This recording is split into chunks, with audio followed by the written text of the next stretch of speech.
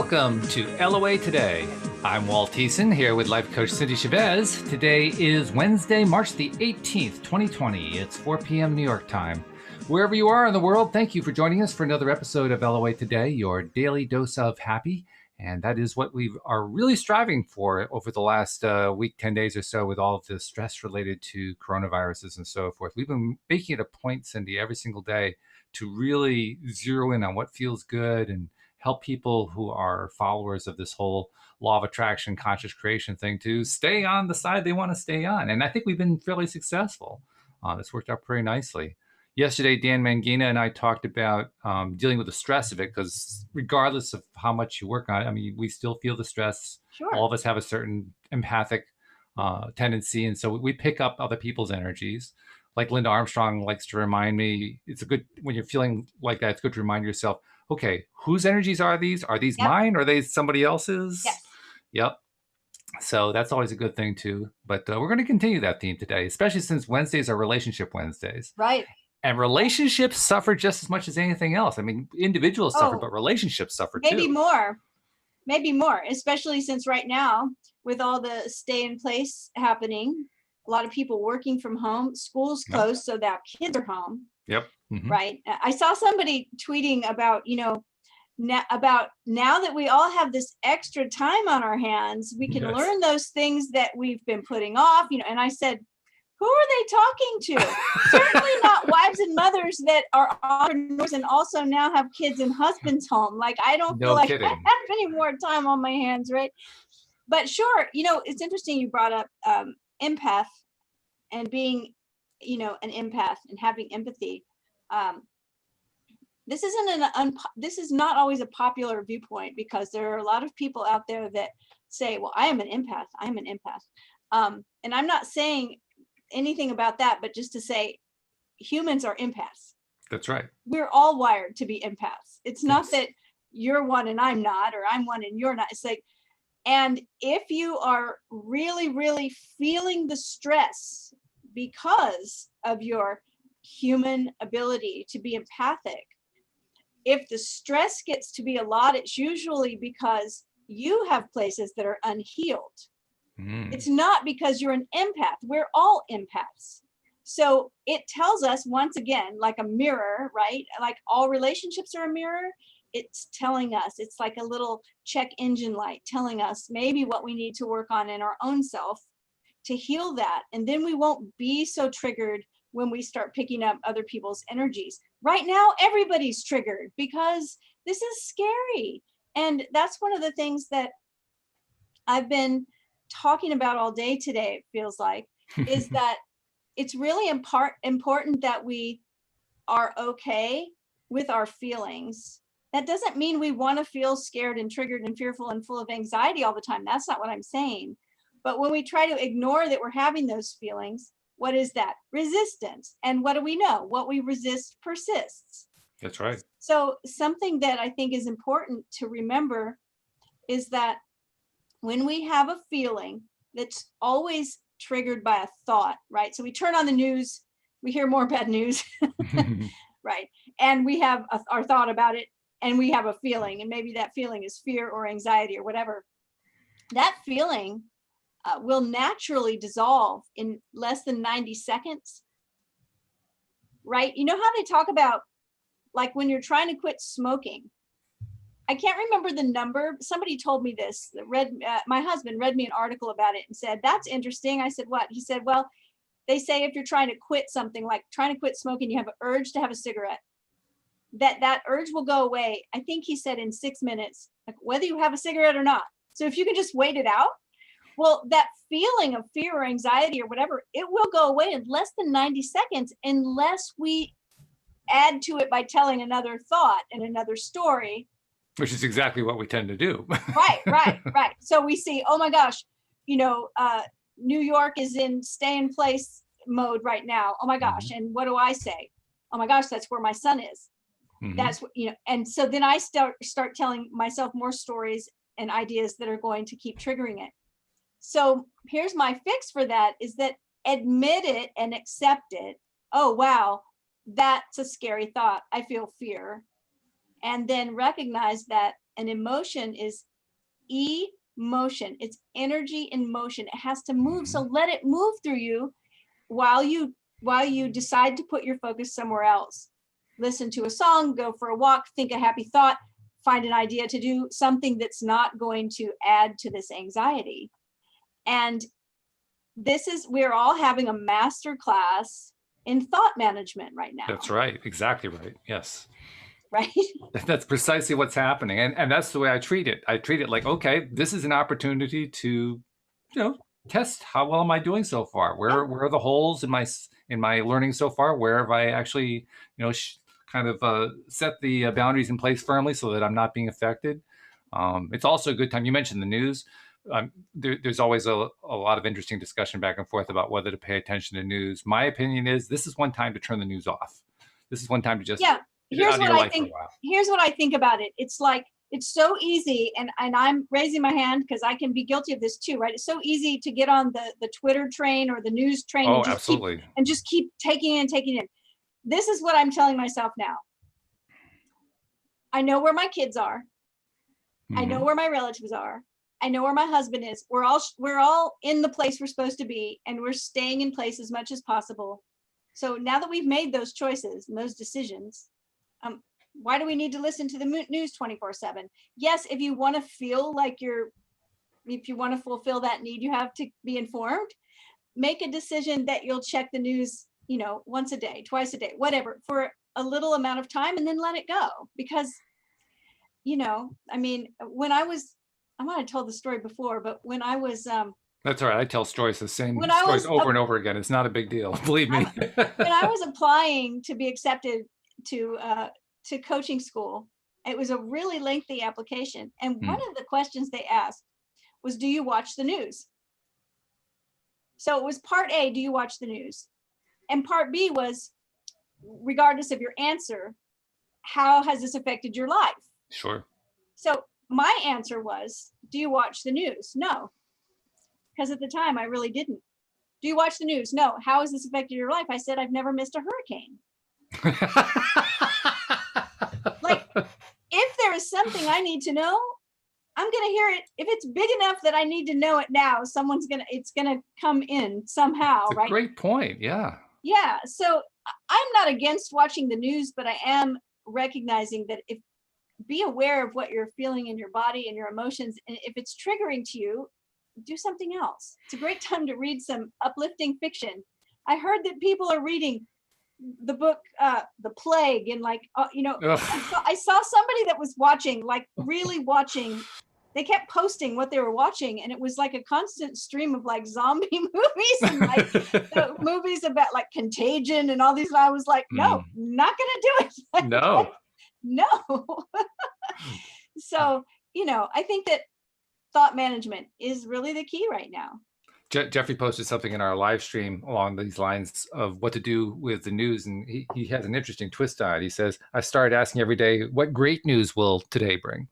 Right? I hope I don't have this wrong. I want to say it's the musician David Burney, maybe. Created a website called Things to Be Cheerful About or something like that. And I signed up for it. It's all news that's good news. And even this week, he's been sending out things and not ignoring the coronavirus situation. Even within the situation, talking about things that bring a smile to your face, that bring hope to your heart. It's you can find it. You can have eyes to see it. You can find the treasure in any situation. It doesn't mean you have to be flippant about it or decide that, you're above it all. And that's the thing I see with some of the people in some of my groups is that they are very anxious, but also feeling judged for feeling anxious. Right. And that's a great site though. I got to check that one out. David Burney has that, huh? I will. Yeah, I'm going to find it and send it to you. Okay. Or we can even post it in the comment thread for the video. Sure. But yeah. Really good stuff. But yeah, I saw a meme today that made me laugh. So I think it's good that we laugh. You were talking about Joel posting really funny things. And yep. Oh, yes. Somebody posted, because so many of us now have our spouse also working from home with us. And they said, if you're new to you and your spouse both working at home, they said they invented an imaginary coworker to just blame everything on that doesn't I love that. That's great. Not that we want to get caught up in the energy of blame, but I did think it was Right. funny. Yeah. I mean, obviously you don't really, but if you, it's a good cue, actually. You talked about looking for the cues. There's a cue. I mean, if you find yourself blaming the imaginary coworker, then Right. oh, wait a minute, there's something here I got to work on. Right, exactly. So Yeah. I think it's important to recognize that, there's different stresses that come with different situations, but you have some people suddenly with their whole family home with them all day, every day. And that's becoming stressful because it's not your normal routine. And then you have other people. I have some clients that live by themselves.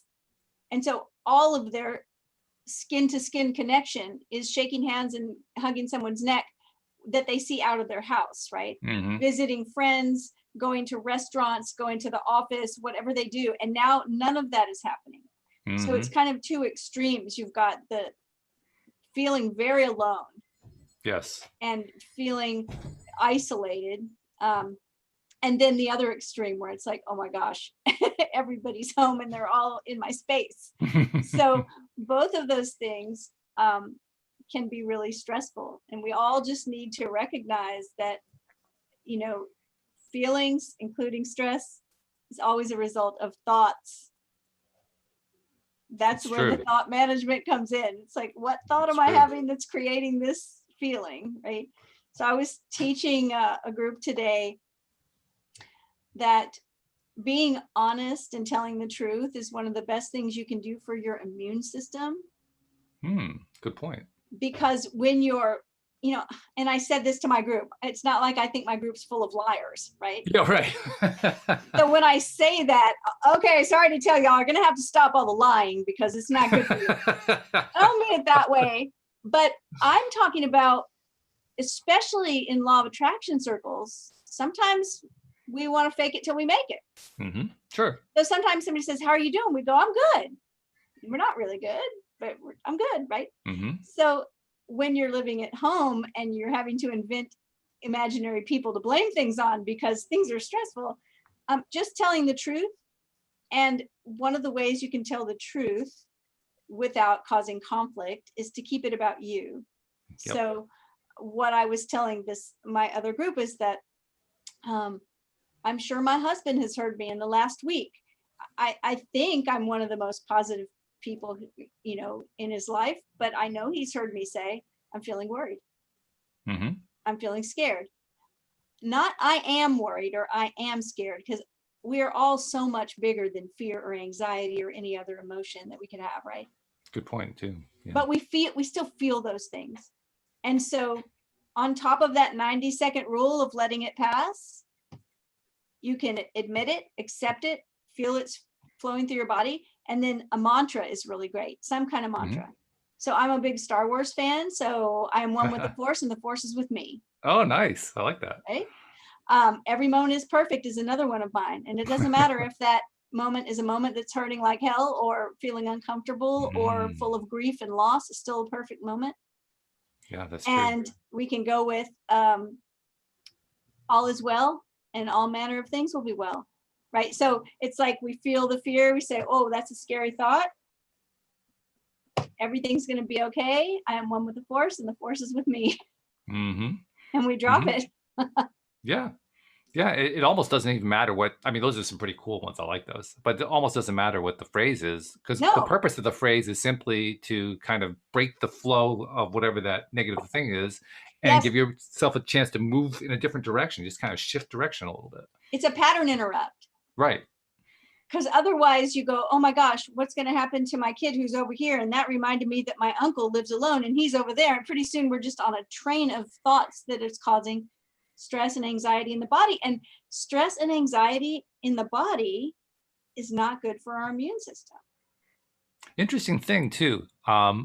We are, of course, approaching spring. And here in the Northeast, that means that more and more people are getting out because we're leaving behind our because it's winter not so cold, right? It's not so cold, right? And not everybody is willing to do it. I mean, there are some people who are kind of germophobic, and so like for instance, one of my wife's friends, she talked to her by phone. She's pretty germophobic, and she and her friend decided to take a walk, but they did it by walking on opposite sides of the street. I saw, that famous picture of the Abbey Road album where the Yes. Beatles are walking. I saw somebody post one, but it said the New World, and they were like 6 feet apart from each other.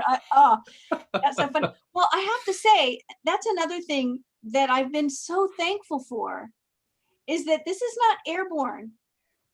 It's right. So we do need to avoid direct contact with people, touching, shaking hands, hugging. Well, we should qualify that. It's not airborne as long as you're not being hit by moisture from somebody sneezing or something. Correct. You don't want someone sneezing in your face. But what I mean is that we don't have to worry that we're going to go outside on a beautiful day, and if we breathe in the air, providing we're not breathing in a sneeze or cough from someone. Yes, correct. Right. That's good. But I've been so happy that we can go out and take a walk. Yes. Because that will, when we start feeling anxious or feeling stuck, one of the things that dissolves inertia is action. Mm-hmm. And I mean it literally. I mean, moving your body. So being able to say, I'm going to go out and take a walk, is a great thing. I know maybe not all of us can do it, but here in my neighborhood, there's plenty of places to walk, and there's no one out there. So that's. And I think people are kind of either consciously or subconsciously, they're recognizing that taking the walk and seeing other people and greeting people is like a way of replacing the other ways that we dealt with people. Because if you're not in large groups and you're not shaking hands and so forth, well, you can still greet somebody. And so, I mean, normally I like to kind of, keep track of who's greeting who as I do my walks, right? And typically on any given day, I've gotten to the point now where I guess people know me well enough, and I put off a good enough vibe that I get a fair number of people saying hello and so forth. Today, Louise and I took a little walk together. Everybody was saying hello enthusiastically.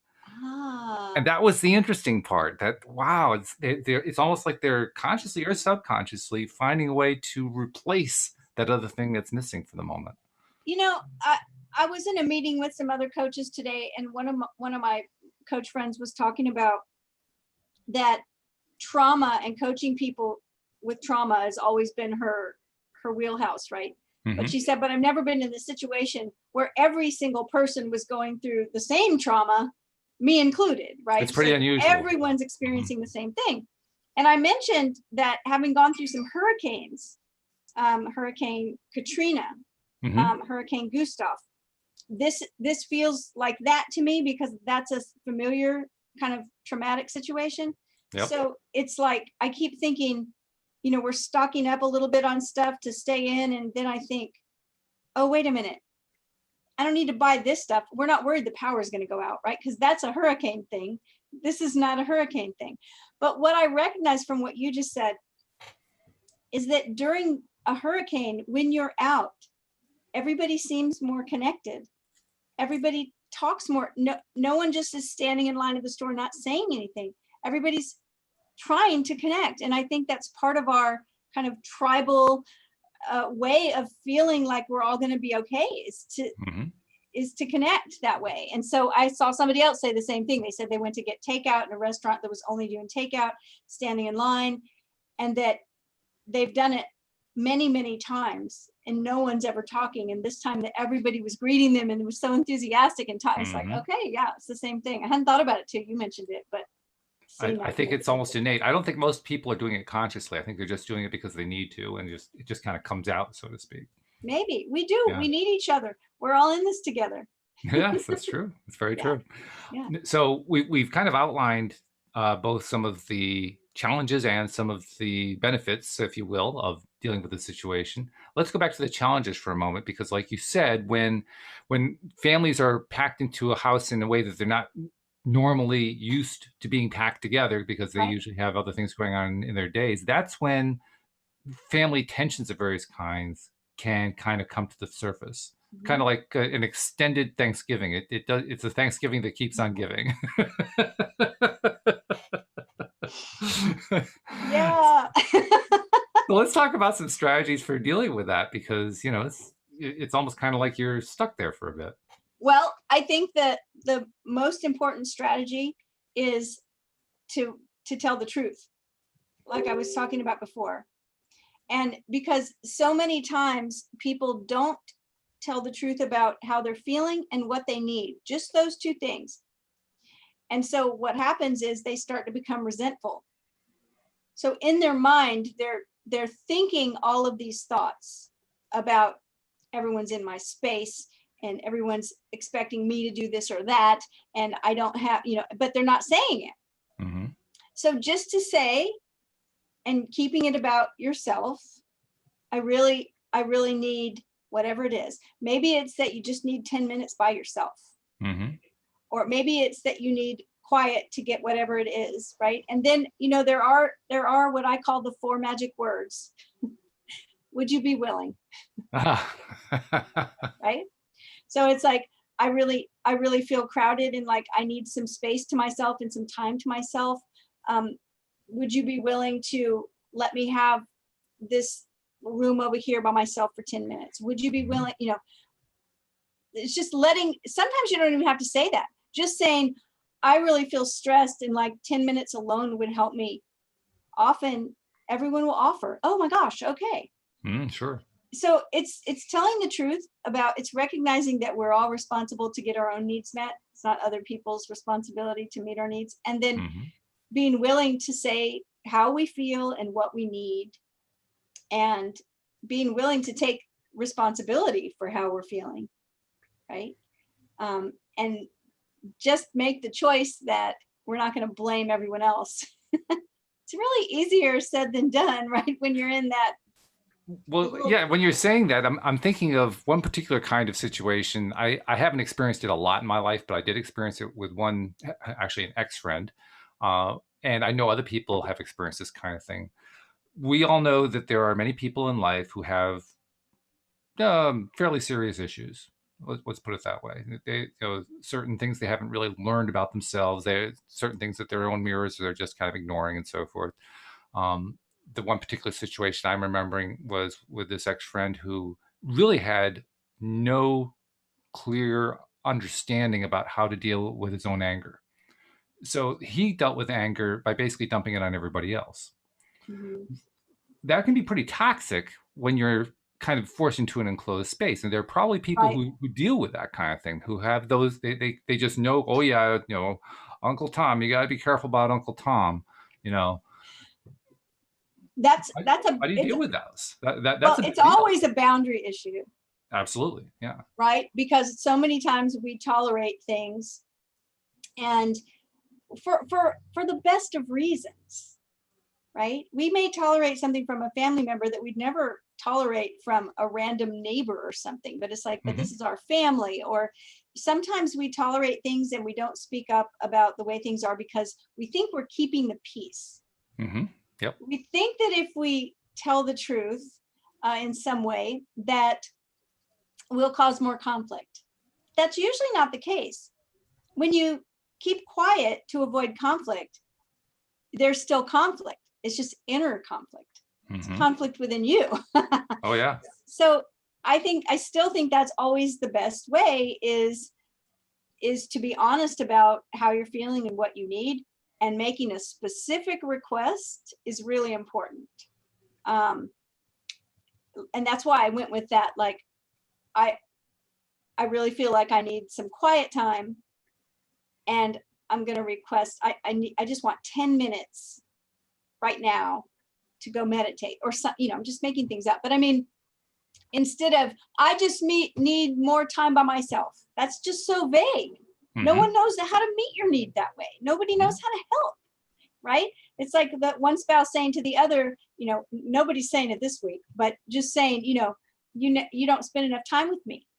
I want you to spend more time with me. Spouses go, okay. Instead of saying, I would love it if we could eat dinner at least 4 nights a week together. That's specific. It is specific. Right? Yeah. So the more specific we can get, it actually helps people love you better when they know what you need specifically. Well, essentially what you're doing in those more specific situations is you've come up with an example idea of what to do instead of expecting the other person to come up with that idea. And it's so hard for some people. it's really hard. It's a Mhm. thing I do with clients, is coach them through figuring out a specific thing. And sometimes they're like, well, I don't know. And I said, well, then how are they supposed to know? If you That's it. don't even know, and it's your need, if you can't put it into words, why are you expecting them to be able to just figure it out, right? So learning what we need and learning how to get those needs met and learning how to ask for what we need, all super important. And they're skills that everybody's going to be, it's going to benefit you right now with all of us stuck together in close quarters. So super important. Now, as far as somebody like you said, the toxic person that is full of anger and doesn't know, dumps it on everybody. Sometimes you just have to say, I love this idea. At its very basic level, a boundary, because people get all weird about boundaries, like they don't know how to set boundaries. We don't get taught this, right? But a boundary is just letting somebody know what's okay and what's not okay. So it would be just saying, it's not okay for you to be saying these things around me or to me or whatever. It's just not okay. I understand that you're angry. See, we can have some empathy. I understand that you're angry. You seem angry. I understand that you're angry, but it's not okay for you to talk to me this way or whatever. And by the way, it's actually more powerful to do that in a group than individually, because it's much harder for the person who's the anger disperser to disperse their anger, because now they have to do it in front of everybody else, and now they're setting themselves up a little bit. Well, that may be true. It may not always be the case that you have a group around you, but well, I'm thinking in this case, if you're living at home and you've got a bunch of people all at home who aren't used to always being at home, well, you always have a captive audience right there. True. So it's an opportunity to take advantage of that. So it's definitely, it's like I said, it's a master class in communications, in relationships, in thought management. We're all getting that opportunity right now to become masters at all of this stuff. And that's the way I look at it. I look at it as, I said it yesterday, it's like going to the mental gym and working out. Right. Okay, I know this stuff. I've been talking about it on the podcast for years now. I've been talking with some people who really know it really well. Our listeners have really become expert on it. Okay, time for the rubber to meet the road. Let's practice. we say this all the time.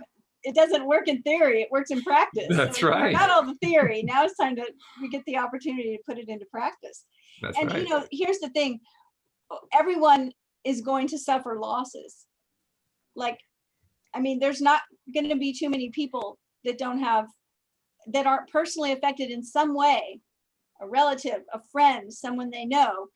We've already experienced it in our families. So we need to be ready to be very kind to each other and very kind to ourselves when we're experiencing grief and loss. Mm-hmm. And that is, you don't beat yourself up.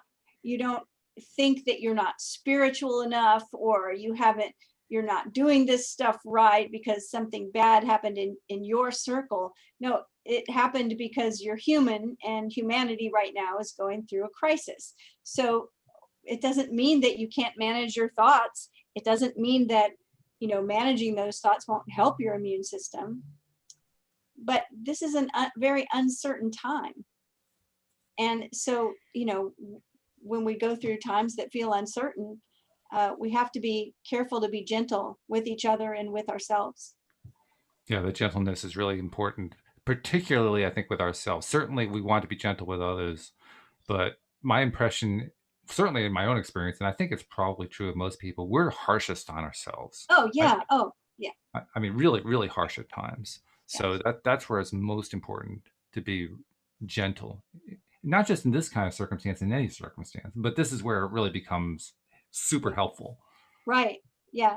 No, you're right. I mean, there was a saying, it was actually in my curriculum when I was in school. It said, I'm trying to remember, it said, if we treated our friends the way we treat ourselves, we'd all be in jail.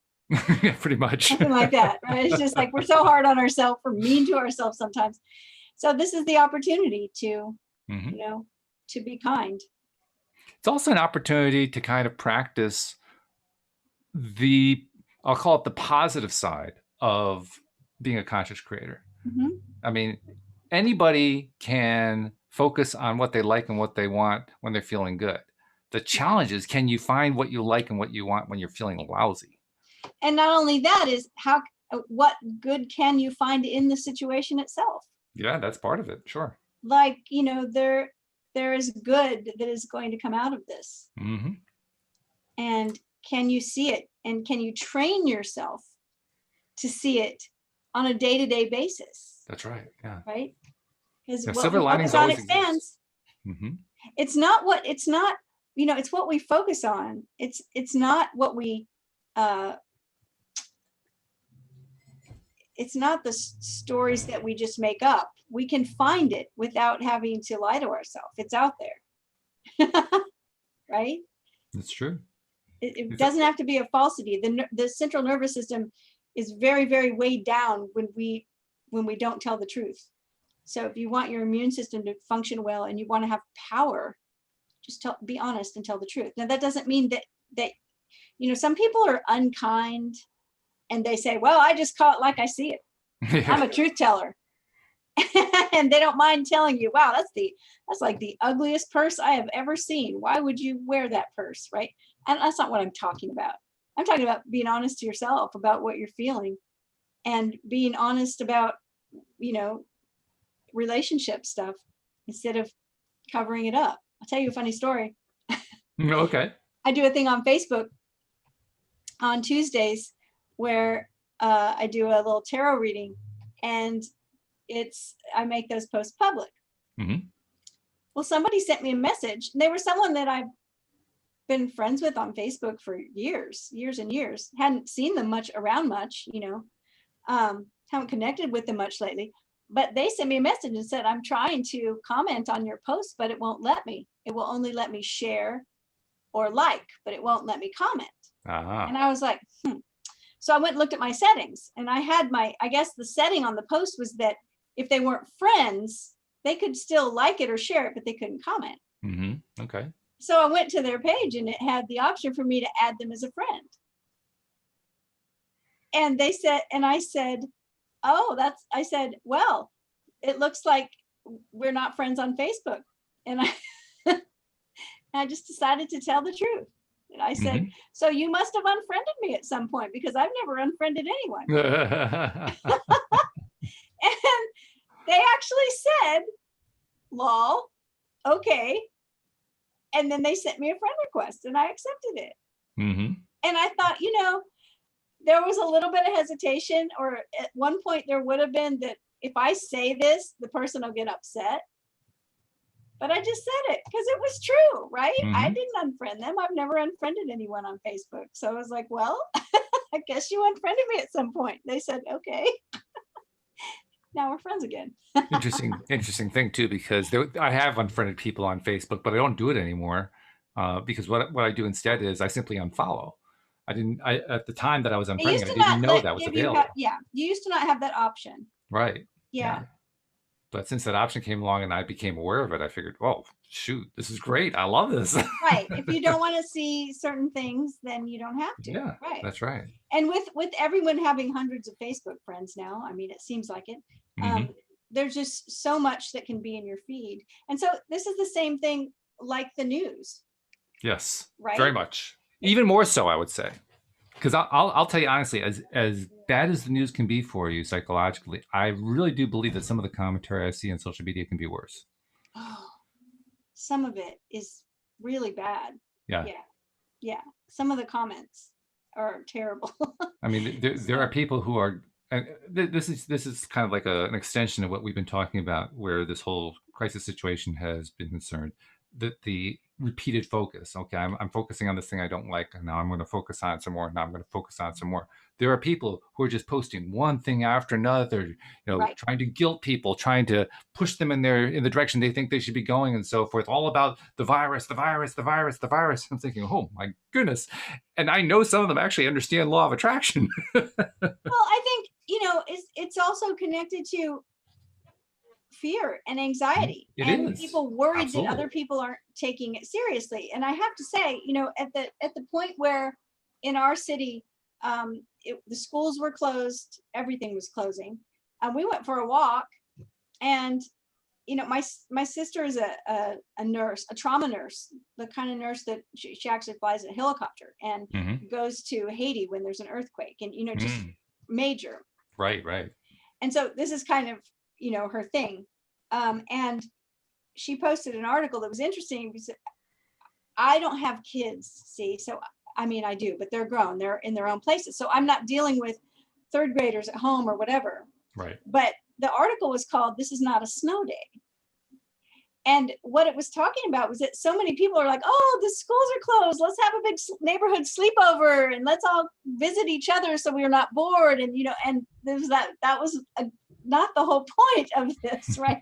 So we were walking and there was a group of maybe 20 teenage boys and parents playing with a big ball, all throwing it around. It's just like, So I understand that need to like, oh my gosh, people aren't getting this yet. We have to talk about it. But it's still your own responsibility what you see in your feed on social media, how much news you watch, how much, and it's like boundary setting. You can turn that off. And I'll even go out on a limb here and say it's not your responsibility to get other people to take the virus seriously. It's not your job. Your job is to do what you need to do with you and the people you care most about. It's not your job to fix the world. The world is not here for us to fix. And that's a hard concept, especially in the middle of something like this. But really, it's not our job to fix the world. Well, as a Jewish person that believes in a concept called tikkun olam, which means repair of the world, I believe it is our job to fix it. I believe it is our job to do what we can to make the world a better place. That's why I'm in the business that I'm in. I mean, that's what I do. Let me clarify my point, because I really do believe that it's not our job. But the reason it's not our job is that the world isn't broken. I truly do believe that the world is not a broken place. The world is functioning the way the world needs to function. It is doing its job the way it needs to do its job at all times. And that's the difference between seeing the world as whole and healthy and seeing the world as sick and broken and in dire need of everything. It's basically a very, very needy place. I think it's much more important. The earth is not in trouble. No. But we just lost voice for a minute. Is my microphone okay? You were fine up until that point, and then all of a sudden, for about 3 seconds, we lost you. I don't know. So I'm curious about. I can't ever see the chat because I'm not over there. So I'm curious about comments and questions. Jeffrey has been like fluent, as he often is, but today he's really. I mean, it's like one thing after another about what he's been doing. He says, let's see, I've been helping a lot of people work through their anxiety and fear. He says, talking to a counselor helps. I have faith in love and connectedness. And in response to something we said, yes, intelligence and appreciating, turning on music and dance. Universal kindness is raising our global vibration. Spatial solidarity has replaced social distancing. I'll tell a funny story that I saw in a moment. Those of us that have known our empathic nature for a while have developed discernment. Again, counselors are available for grief and loss. And then self-care, take baths, cry, eat chocolate, hug trees, plant flowers. So, I mean, just like this. Hey, I love that, stuff. Hug trees, because if we can't hug each other, there's trees everywhere. That's right. Trees. Yes. Self-care. Oh my gosh. And I think an important part of self-care is visualizing a better future, right? Mm-hmm. Imagining what feels better. Definitely. Yeah. So tell us your funny story. Oh, this is something that one of the better things that was posted on Facebook, and I don't remember who posted it. It was somebody who was posting from an LOA perspective, but somebody had found a really old picture from like, I don't know, the 1930s or something like that, of women in these huge hoop dresses. Yes. Right? And it was labeled the replacement for social distancing because nobody could get close to each other. I love it. I'm ready to do it. Yes. A giant Cinderella skirt. That's right. Everyone 6 feet away from me because it's so huge. Great That idea. was great. No, I think that's so important to remember. I'm glad that Jeffrey brought it up. Talking about relationships and being in close quarters, being so cozy as we are right now and how that can cause stress, self-care is super important. And you are responsible for your own self-care, That's right? right. No one else is responsible for taking care of me like I can be. I know what I need. I know what's going on in my inner being. So self-care on lots of different levels, like drinking enough water, getting enough sleep. Like right now, I've heard several people say that they are not sleeping well. Um, Mm. I know I had a couple of nights, what's today, Wednesday, Sunday and Monday, just did not sleep. And last night I slept great, or Saturday and Sunday, but Monday and Tuesday I slept really well. And it makes so much of difference to sleep well. So good sleep hygiene. And then that's another thing. Stop looking at the news before you go to bed, especially.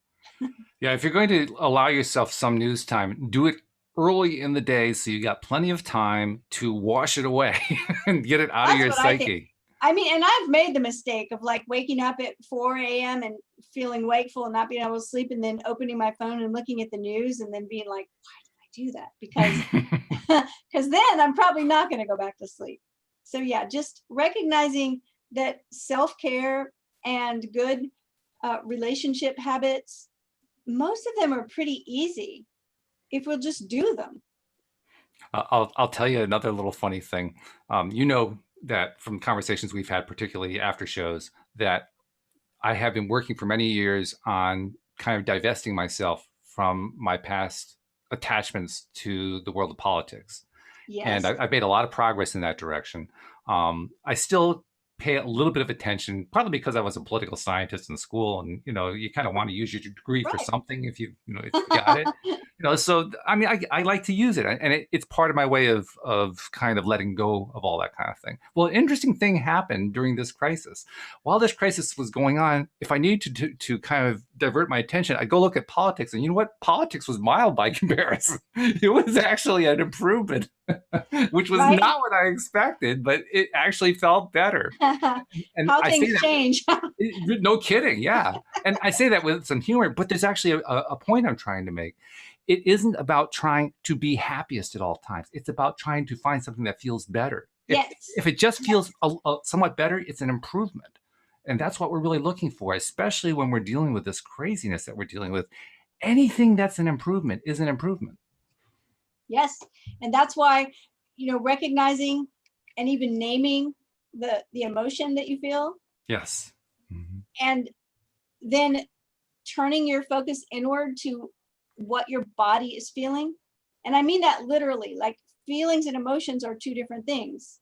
We sometimes call them all feelings, but if I feel worried, or if my emotion is that I feel worried, I might have a physical sensation of, I don't know, my shoulders are tight, or I have a headache, or I have a knot in my stomach. So that's the feeling. So if we recognize how we feel, picture it moving through our body, Mhm. use a mantra that feels good, or maybe that makes you laugh, right? Yes. Oh boy. This too shall pass, right? Well, maybe something that brings a smile to your face. You'll notice that progression, and it's definitely a better feeling thought. Hmm. If I say every moment is perfect, that's a much better feeling thought than we're all going to die, right? Absolutely.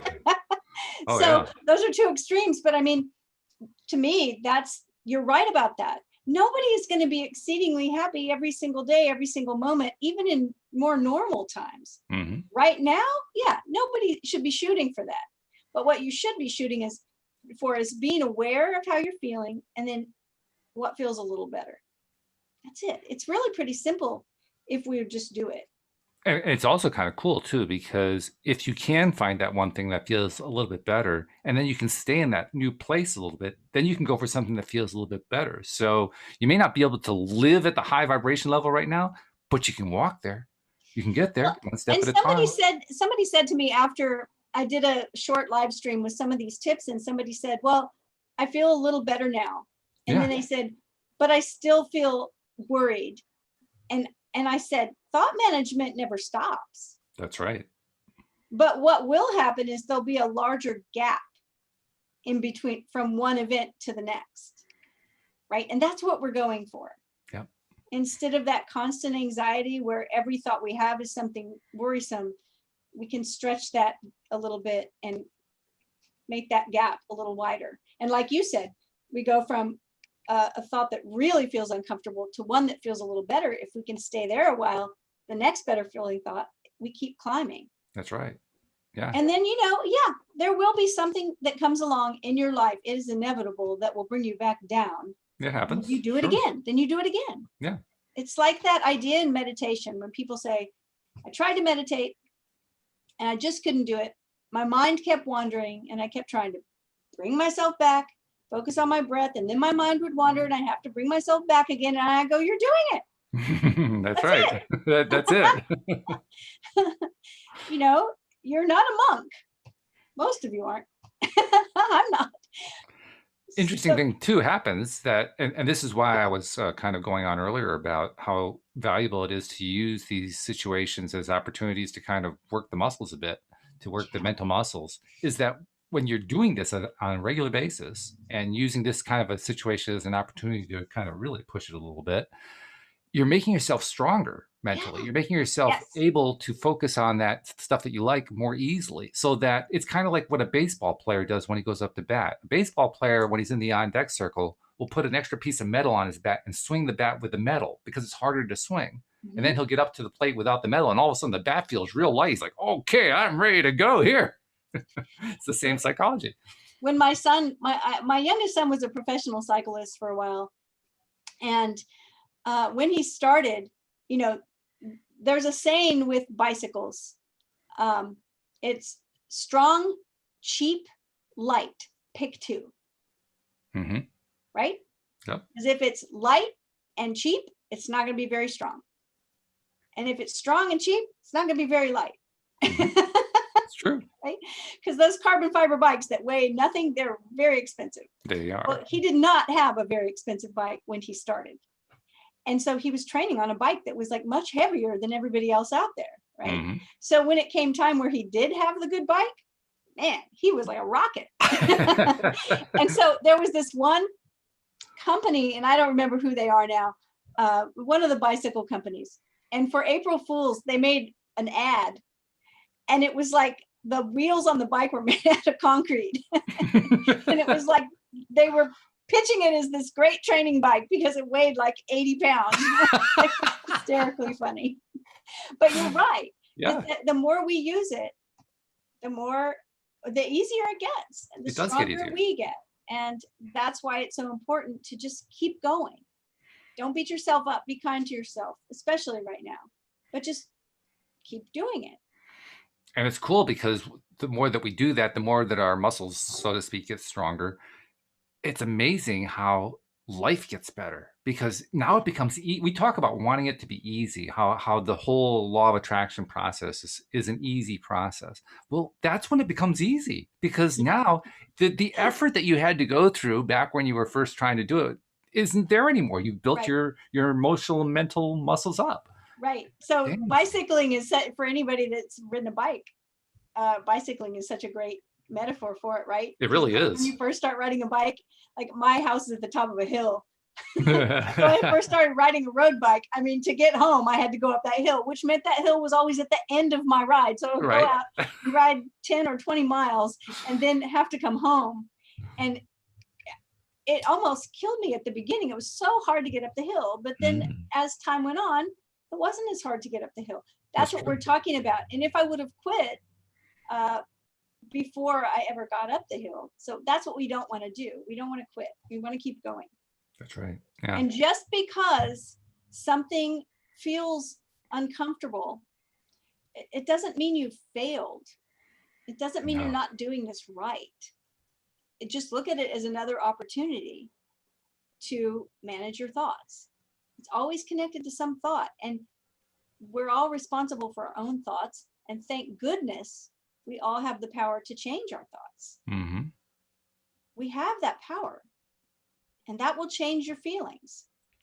Your feelings will change your behavior, and everything changes after that. You'll have different results. You'll feel differently. all thought management at this point. Isn't that the truth? I mean, it's true for anything when we're dealing with anything in life, but when we're dealing with something like what's going on now, it's everything becomes heightened. You know, our emotions become heightened. The Sure. tendency to go into that negative vortex particularly becomes heightened. But also it works the other direction too. If you're in the midst of that, you know, that tendency toward a negative vortex, toward a negative downspin, and you work the muscles and you turn it around, you start feeling good. I mean, right now I'm feeling pretty good. We're telling some funny stories, you know, we're sharing some interesting stuff and so forth. I'm feeling pretty good. You can actually feel good and stay feeling good for quite some time in the midst of struggle, in the midst of difficult situations. You can. And when you notice that, to me, that's the most important part. Mm-hmm. Yes, you've done all this work. I've done all this work. I've gotten to this place. I'm feeling better. But the best part is I'm noticing that I'm feeling better and I'm celebrating it. Like, oh my God, I'm doing it. I'm feeling better. In the midst of insanity, I'm feeling good. It feels so weird. Look at those other people. They're all so miserable, but I'm not. I'm feeling great. That is such an interesting feeling. Well, so much of it is attached to that primal brain and adrenaline, right? Where everybody's like in fight or flight mode. Mm-hmm. And how do we stop that? By telling a different story, having a different thought. Absolutely true. And it doesn't mean you're lying to yourself. I'm not talking about convincing yourself that nothing's really going on, or convincing yourself that we're not really, that's not what we mean at all. But it's just having faith in yourself that you have control over your thoughts, and not other people, and not the news, and not your own brain that wants to spin out and tell a bunch of stories that aren't really real. That's the thing, is there are real things going on. And then our brain likes to sort of one up it and give us more stories that match. That's right. That might not be going on, right? There's like the thing we fear the most. Like, so we start developing, and this could happen, and this could happen. And it's kind of like they say that when you watch a movie, the reason why you have a strong emotional reaction, you know, to like a scary movie or a sad movie, is that, I mean, we know this stuff isn't real. Mm-hmm. Like, we watch a movie and we're a tearjerker, let's say. We watch it and we're just like, oh my gosh, this is so terrible. And we know it's not real. We know it's a made up story. We know it's just actors. We know that, you know, the blood is fake, whatever. But it's because our body, our logical mind knows the difference and says, oh, those are just actors. That's not a real explosion, you know, whatever. But our body doesn't know the difference, and it produces all the same chemicals that it would be producing if we were actually watching a real live whatever happen. And that's what happens when we hear news that's actually going on, and then we start telling stories or worrying about extrapolating out into the future what it could mean. Mm-hmm. It's important that we can do that for our survival, right? The scientists and people studying things need to be able to draw a conclusion based on facts. Yes. But most of the time in our mind, in our own story, we're drawing some conclusion that's not based on a fact. It's based on some story that we've invented. And so that's the thought management we're talking about. Absolutely true. Right. And in fact, we've for the last few minutes, we were talking about what is often experienced when we do the work and we get ourselves into that better feeling place, despite the odds, so to speak, despite the stuff that we're dealing with. How good it can feel. It's also kind of fun to notice that the manifestations, the coincidences, they start to happen again. And we just had an example of it in the live stream. Josephine posted, what a coincidence how yesterday Dan and I at one point were talking about Merlin and a particular version of the Merlin story that he had seen in a movie, and how it had a very LOA kind of a theme to it. So we were talking about that. She said she just was working with her Oracle fairy card deck today and pulled the Merlin card. And, you know, so there's an example of it, you know, a little tiny synchronicity that comes out of, you know, this really challenging time that we're in, simply because she took the time to get herself into a good place. We got ourselves into a good place, and all of a sudden, there we are. Vedantic philosophy says that there's only two signs of being enlightened. One is that you stop worrying. And two is that you experience more meaningful coincidence, or that's true. Synchronicity, right? Serendipity, whatever you want to call it. Just those two things. That's it. Yeah, that's cool. Well, speaking of serendipities and coincidences, I know of one that you can kind of create for yourself, and it's really easy to do. And that's to become a subscriber of LOA Today. So let me talk about that for a moment. Because most of you we know are subscribers, but the rest of you, which are probably about 10 to 15% of you, we want to invite you to join too, because look what happens. I mean, obviously, we aren't always talking about severe crises like these because they don't happen very often. But no, we always have something going on that's really interesting. Every show is different. Every show has a different topic. It's all the same topic. It's all under the umbrella of law of attraction, but it's different. And that's because all of life is covered by the law of attraction. So literally there's no limit to the number of topics that we can talk about. And we cover them all. So that's the benefit. The other big benefit, and this is really key, we've been talking throughout this show about different strategies today, how to turn things around in the midst of crisis, in the midst of really, really difficult situations. Well, that skill helps. It helps a lot when you're taking on tasks, when you're taking on activities that feel good. That's how you develop the skill, by taking on fun things to do. And sadly, a lot of the entertainment that's out there is not particularly fun, but this one is. This one's really fun. So that's the benefit I'm pointing to. You have a really true a daily dose of happy that comes from being a subscriber 5 days a week, because we do 5 shows Monday through Friday that we record at 4 p.m. New York time. And that's how you can get your 5 days of happiness. So become a subscriber. Most of you know how to do it, but if you don't know how to do it, we've made it simple. Go to the homepage of our website, loatoday.net. At the top of the page, you'll find instructions on how to do it. Usually for most people, 1 or 2 clicks will do it.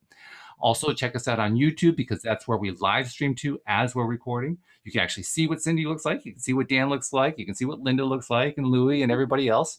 See what I look like. And subscribe there and click the bell so you can get notified whenever we are on there as well. So become a subscriber and add this to your program. Just like I'm going to add David Burney. I'm going to look up the David Burney website and add that to my program. My daily routine, because we need these. These are where we get the fuel from. These are where we get the things that help us to take that next step. That next step is so important.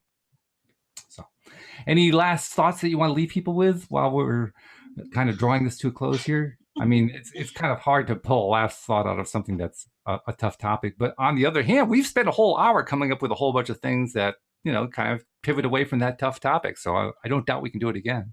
Well, and I don't necessarily think we're pivoting away from the tough topic. I think we're meeting it head on and just addressing it. It's like, I think that the thought that comes to me is that life has an ebb and flow, right? Like even talking about illnesses, like we get ready for flu season, right? Because a certain time of year, we expect things to be worse. Or we have vacation season because the weather's going to be better. And we're all going to go wherever we're going to go. So, I mean, life never stops moving and shifting and changing. There is an ebb and a flow. This too will pass. Like, it's going to get better. And I get the sense that what comes out of this whole situation is going to be a lot of really good things. I agree. Boy, that's a great point. I wish we'd made that a lot more during the show rather than in the last 2 minutes, but I totally agree. I totally buy into that. There is going to be information and stories and stuff that comes out of this that many people can't even begin to fathom right now. Yeah. But it's just going to completely reshape the viewpoints of millions of people just by having this experience. And because it's a global thing, that's the part of it that for me, I feel like, oh my goodness, what an opportunity this is for us to recognize how connected we all are. Yes. Right. Sure. And that some of the things that we've watched in our world, in our society, that seem like injustices, that don't seem like they're ever going to get better, I think that this is part of the process. It is part of the process. Yeah. And it's a good one. I mean, it's maybe tough to go through, but in the end, it's a good one. It's a very good one. And actually, I suppose everything we run into in life and that we experience in life is good. At least I like to think that it is, because that's part of how I grow. And I encourage other people to kind of take on that same viewpoint. But however, whatever your viewpoint is, I think we can all agree good things come out of everything, one way or another. That's why I have the mantra that every moment is perfect. It doesn't mean every moment feels good. That's true. You didn't say that. No. So, okay. Well, good stuff. Well, thank you very much, Cindie. As usual, your comments and insights were right on. And well, I love being here. we appreciate so much. Thanks also to our live streamers and especially to our podcast listeners as well. We'll see you all next time. Whoops, can I play? I don't think I can play the music. There's something wrong. Okay, here we go. Now I can play it. See you all next time here on LOA Today. Bye, everyone. Goodbye, everybody.